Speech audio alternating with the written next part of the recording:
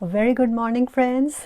आज Sunday morning है और आज समा होता है जब हम आपसे मुलाकात करते हैं। और आज हम एक ऐसे टॉपिक के बारे में बात करने जा रहे हैं जिसके बारे में हमने आगे भी बहुत बातें की हैं, लेकिन ये प्रॉब्लम इतनी पुरानी है कुछ लोगों में, ये प्रॉब्लम इतनी सिवियर है कुछ लोगों में। बार बार हमें ये सवाल आते हैं कि आप इसके बारे में बात कीजिए। आपकी ज़िंदगी की जो खुशियां हैं, दिन भर का जो आपका एनर्जी लेवल है, कि आप दूसरों के साथ कैसे बिहेव करेंगे, ये बहुत हद तक इसी एक छोटी सी चीज़ पर निर्भर करता है। शायद आप मेरा जो इशारा है वो समझ गए हैं। आज हम बात कर रहे हैं कॉन्स्टिपेशन यानी कब्ज़ के बारे में। ये एक इतनी कॉमन प्रॉब्लम है बिकॉज़ लाइफस्टाइल्स बदल चुके हैं, खाने का स्टाइल बदल गया, खाने की चीज़ें बदल गई, हमारा एवरीथिंग इज़ चेंज। तो इसीलिए ये प्रॉब्लम बढ़ती ही जा रही है। कुछ स्ट्रेस की वजह से है, डेफिनेटली आजकल लाइफ में सबकी स्ट्रेस है, दौड़ भाग है, कोविड था, everything it's all fast pace. तो इसीलिए स्ट्रेस होना लाजमी है, जिसकी वजह से हो जाती है कॉन्स्टिपेशन। जिन्होंने भी आज अभी हमें ज्वाइन किया है उन सबको a very very big good morning. और अब हम शुरू करने वाले हैं आज का हेल्थ टॉपिक जो है कॉन्स्टिपेशन। कॉन्स्टिपेशन भगाने के कुछ आसान तरीके जिनका संबंध आपकी किचन में पड़े हुए सामान से है, जो कि बहुत ही इजी हैं, सेफ़ हैं और आप बहुत इजीली इन्हें फॉलो कर सकते हैं। फ्रेंड्स, जब भी कॉन्स्टिपेशन होती है, इसका आयुर्वेद के हिसाब से इसका जो मूल कारण है वो आपकी बॉडी में ड्राइनेस होती है। तो कुछ चीज़ें अगर हम सेफली करें जिससे कि बॉडी में आपकी ज़्यादा ड्राइनेस ना रहे, वो हमारे लिए हेल्पफुल होती है। तो इसका जो सबसे इजी उपाय है वो है पानी पीना। आप कहेंगे भाई मैं तो सुबह उठ के 2 लीटर पानी गटागट पीती हूँ, क्योंकि मुझे पता है कि पानी मेरे को वॉश आउट करने में, मेरे को बॉवल मूवमेंट करने में, पेट साफ़ करने में हेल्प करेगा।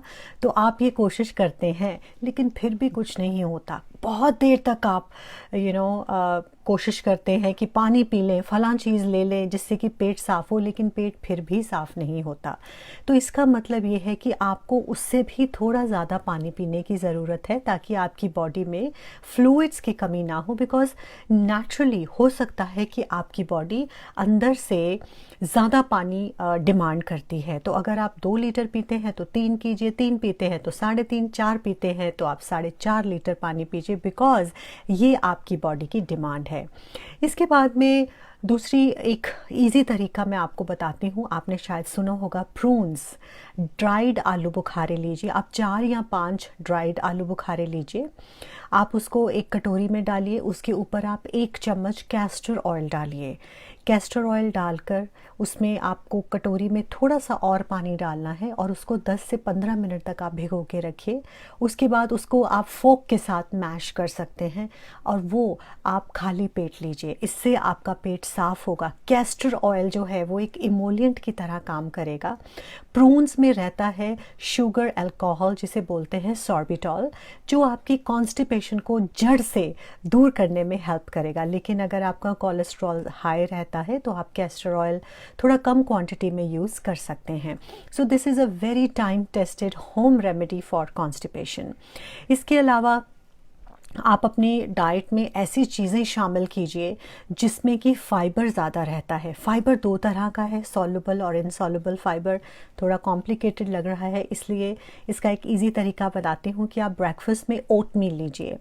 ओट मील में सॉल्युबल और इनसॉल्युबल फ़ाइबर होता है। अगर आप इसमें फ्रूट्स डाल देते हैं या रेजिन्स डाल देते हैं, so that is a very good home remedy, very good remedy to improve constipation. अच्छा, इसके अलावा अब जैसे आप अलसी लीजिए। अलसी में बहुत अच्छी क्वांटिटी में फ़ाइबर रहता है। तो अलसी अगर वैसे खाएंगे तो आपको गर्मी करेगी, मौसम बदल चुका है। तो आपने कैसे अलसी लेनी है, आप 1 गिलास पानी का लीजिए। जो अलसी है उसको थोड़ा सा आप कूट लीजिए, उसको बारीक नहीं करना। 1 गिलास पानी में आप उसको भिगो के रखिए 5 से 10 मिनट। फिर आप उसको आप गर्म कीजिए। उसको आपने उबालना है जब तक वो आधा ना रह जाए। तो आप उसको छान लीजिए उस पानी को, और वो पानी आप खाली पेट पीजिए 10 से 15 दिन तक। तो आप इससे कॉन्स्टिपेशन से छुटकारा पा सकते हैं। हाँ, जो अलसी नीचे बचती है, अगर आपकी बॉडी की तासीर गर्म नहीं है और अगर आप वो ले सकते हैं और आपको गर्मी नहीं होती, तो आप वो अलसी भी ले सकते हैं। बिकॉज़ अलसी वैसे भी आपके लिए बहुत ही बेनिफिशियल है। उसमें ओमेगा 3 फैट्स होते हैं, फाइबर होता है, ग्लूटेन फ्री होते हैं, अच्छा प्रोटीन होता है। सो गो फॉर इट, आप इसके बारे में ज़रूर सोचिए। इसके अलावा बहुत सी और चीज़ें हैं जैसे कि बेल का शरबत, लेकिन डायबिटिक्स इस चीज़ को बिल्कुल नज़रअंदाज करेंगे ये वीडियो देखने के बाद। बिकॉज़ जो बेल होता है, जिसे वुड एप्पल बोलते हैं, वो भी बहुत ही गुणकारी एक चीज़ है जो कि कॉन्स्टिपेशन में बहुत इम्प्रूव आपका अच्छा इफ़ेक्ट देती है। अब जैसे बेल का शरबत आपने देखा होगा, लेकिन ये भी कहा जाता है कि अगर हम बेल को किसी भी शुगरी सब्सटेंस में लेते हैं तो वो आपको ज़्यादा अच्छा इफ़ेक्ट देता है। लेकिन जो वेट वॉचर्स हैं, प्लीज़ आप भी नज़रअंदाज करेंगे डायबिटिक्स की तरह। बिकॉज शरबत में अगर बेल की कैंडीज़ आती हैं उसमें बहुत ज़्यादा चीनी होती है, तो आप इसको इग्नोर कीजिए। लेकिन हाँ, जो लोग वेट कॉन्शियस नहीं हैं, जिनको डायबिटीज़ नहीं है, वो बेल के शरबत को ज़रूर ले सकते हैं, जिससे का कि बहुत ही अच्छा लैक्सेटिव इफ़ेक्ट होता है।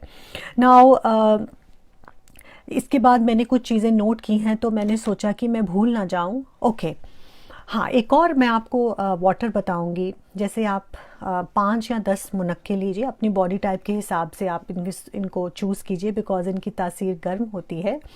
आप 1 चम्मच सौंफ और 4 या 5 मुनक्के, जितने भी आपको सूट करते हैं, आप उसे रात को 1 गिलास पानी में आप सोक करके रखिए और सुबह उठ के आप उसे रिड्यूस इट टू हाफ। तो अगर 1 गिलास जब आधा रह जाए, आप उसको खाली पेट पिए।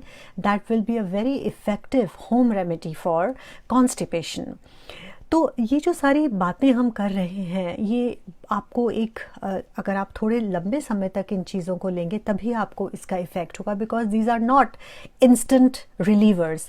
इसको आपको अपनी लाइफस्टाइल का एक हिस्सा बनाना होगा। लेकिन लाइफस्टाइल का जो एक हिस्सा हम सबकी ज़िंदगियों में बन चुका है वो है स्ट्रेस। प्लीज़ आप it is very easy for any one of us to lecture on stress कि स्ट्रेस मत लो, बिकॉज स्ट्रेस है हमारी ज़िंदगियों का एक अचूक अंग है स्ट्रेस।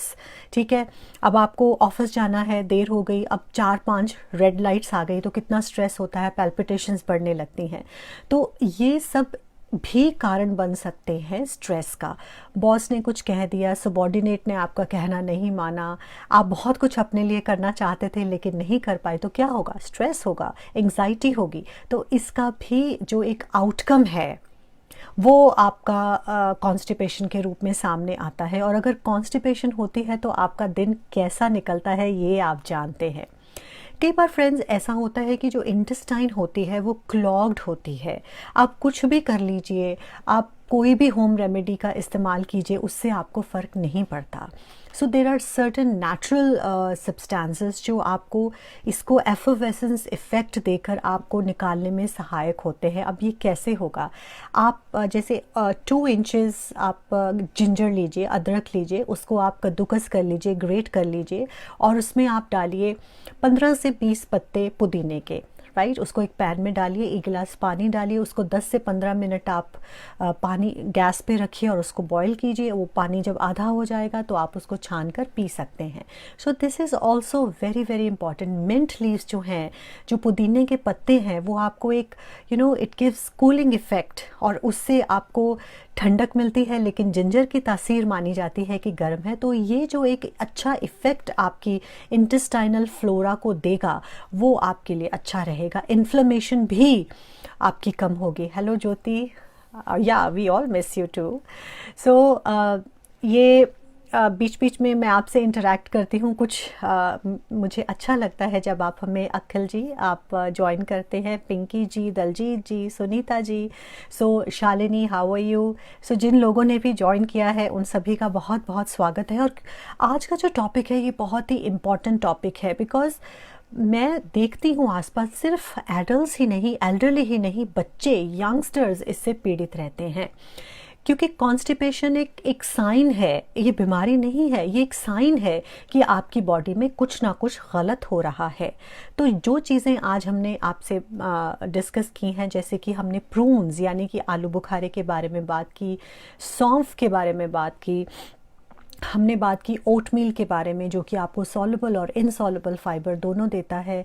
इसके अलावा हमने बात की आपसे कि आप जो जिंजर एंड मिंट वाटर ले सकते हैं। कैस्टर ऑयल बच्चों को दिया जा सकता है जो कि टाइम टेस्टेड रेमेडी है। लेकिन ये सब चीज़ें, इन चीज़ों की हमें ज़रूरत नहीं होनी चाहिए। आप दिन में कम से कम 5 या 6 सर्विंग्स आप रॉ फूड्स की लीजिए। अब क्या होगा ये, जैसे कि आप खीरा ले सकते हैं, टमाटर ले सकते हैं, हमारे पास जो भी सैलड की चीज़ें हैं, लेटस है, केल है, स्पिनच है, आप सब खाइए। संतरे खाइए, पपीता खाइए, जो कि आपके इंटेस्टाइन में जो जमाव है उसको रोकने में आपकी हेल्प करेगा। सो अशोक जी, आपने बोला है कि आप लेक्सेटिव्स ले रहे हैं 5 सालों से, किसी तरह का चूरन या टैबलेट्स ले रहे हैं, फिर भी आपको आराम नहीं आ रहा, तो हमें ये टेस्ट करवाना चाहिए, चेक करवाना चाहिए कि what is the root cause. क्योंकि कॉन्स्टिपेशन एक बीमारी नहीं है। कॉन्स्टिपेशन जो है वो एक साइन है जो आपको ये इंडिकेट करता है कि अब कुछ करने की ज़रूरत है। और आम तौर पर हम इसे निगलेक्ट कर देते हैं, कोई नहीं, चूरन खा लेंगे, पानी पी लेंगे, सुबह उठ के you do too many things कि आपका जो रूटीन का काम है। तो ये जो मैंने आपको होम रेमेडीज़ बताए हैं, आप इन्हें ट्राई कीजिए अपनी बॉडी टाइप के हिसाब से। लेकिन अगर इन टिप से आपको फ़ायदा नहीं होता तो this means that it needs medical attention. और इसके बारे में आने वाले वीडियोस में डॉक्टर संदीप जस्सल, जो कि एक नेचुरल वेलनेस कंसल्टेंट हैं, वो आपसे बात करेंगे। क्योंकि ये एक ऐसी प्रॉब्लम है जो कि बहुत सी बीमारियों की जड़ भी बन सकती है।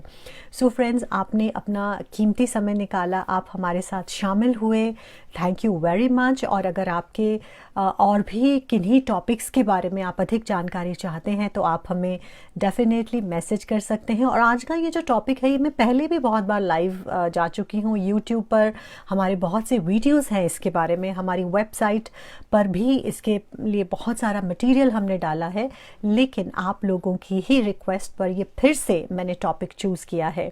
तो और भी अगर किसी टॉपिक पर आप बात करना चाहते हैं या हमसे और जानकारी चाहते हैं तो आप हमें मैसेज कीजिए। हम वेट करते हैं बहुत एक्साइटेडली आपके मैसेजेस की। अगर आज का ये वीडियो आपको अच्छा लगा, आप इसे लाइक तो करेंगे ही, लेकिन अपने फ्रेंड्स के साथ इसे शेयर करना ना भूलें, बिकॉज शेयरिंग इज़ केयरिंग। जो आप लोगों ने हमें ज्वाइन किया, एक बार फिर से तहे दिल से मैं आपका धन्यवाद करती हूँ। याद रखिए इस वीडियो को लाइक करना और शेयर करना। This is dietitian Pallavi Jassal now saying bye, and till we meet again, stay blessed and live life more.